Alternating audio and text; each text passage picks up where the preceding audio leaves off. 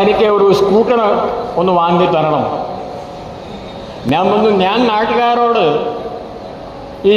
നമ്മുടെ ഈ റോഡ് അപകടത്തിനെ സംബന്ധിച്ച് പഠനം നടക്കുകയാണ്. എൻ്റെ സ്വന്തം വീട്ടിൽ ഒരു 15 വയസ്സുകാരൻ്റെ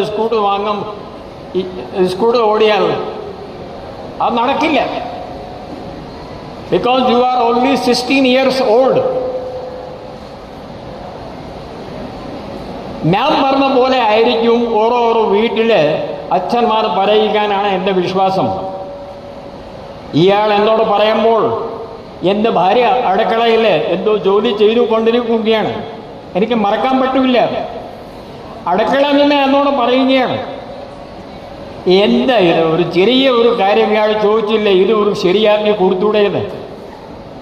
ഇതാണ് ഇവിടുത്തെ ഇന്ത്യ രാജ്യത്തിൻ്റെ മഹാന്മാരായ അമ്മമാർ. ഞാൻ വഴക്ക് പറഞ്ഞു. ഞാൻ പറഞ്ഞു, താങ്കൾക്ക് ഭ്രാന്ത് പിടിച്ചോ? 16 വയസ്സുകാർക്ക് ഒരു ലൈസൻസ് ഇല്ലാത്ത വണ്ടി ഓടിക്കാൻ പറ്റുന്നില്ല. അപ്പോൾ ഇയാൾ എന്നോട് ഒരു വേല ഇറക്കി. ആര്? ആ മോന്.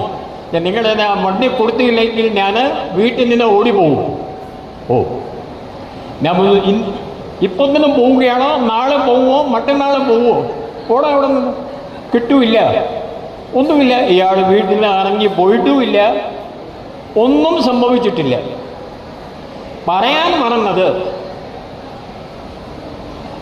ഈ അമ്മമാർ, താങ്കളുടെ മോനിന് മുമ്പ് വരെ ആരുമില്ല. ഈ പാവ ഭർത്താവ് എന്തു പറഞ്ഞാലും മോന് പറഞ്ഞാലും നിങ്ങളുടെ മോനിൻ്റെ കാര്യമേ കേട്ടുള്ളൂ. പക്ഷേ തെറ്റായ രീതിയിലെ മോനെ നിങ്ങൾക്ക് ഈ വണ്ടികൾ വാങ്ങി കൊടുക്കാൻ പാടില്ല. ഈ 20% കുട്ടികൾ +1 +2 വണ്ടി ഓടിക്കുന്നതിന് പോകുന്നത്, അതിൽ ഒരേ കാരണം അവരുടെ അമ്മമാരാണ്. അത് പറയാൻ എനിക്ക് യാതൊരു സംശയമില്ല. Don't do it. പിന്നെ സംഭവിക്കുന്നത് എന്താണ്? എത്ര വീടുകളിൽ ഇവരൊക്കെ ആ വണ്ടി 100-200 സ്പീഡിൽ പോയി, പിന്നെ മരിച്ച ശേഷം ഞങ്ങൾ ആ വീട്ടിൽ പോകുമ്പോൾ ആ അമ്മയുടെ കരച്ചിൽ നമുക്ക് കേൾക്കാൻ വയ്യ.